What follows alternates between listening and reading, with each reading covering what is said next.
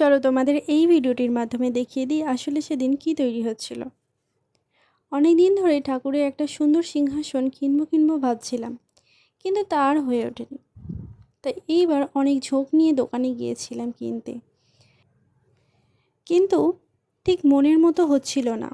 মানে সবই ওই ঘাসবোর্ডের উপরে তৈরি, মজবুতির কোনো গ্যারেন্টি নেই।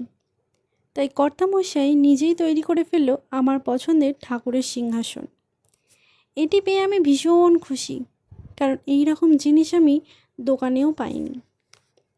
নিজের এরকম ছোট ছোট ইচ্ছাগুলো পূরণ হলে কতই না ভালো লাগে, তাই না? আমার তো ভীষণ পছন্দ হয়েছে। তোমাদের কেমন লাগছে অবশ্যই জানিও।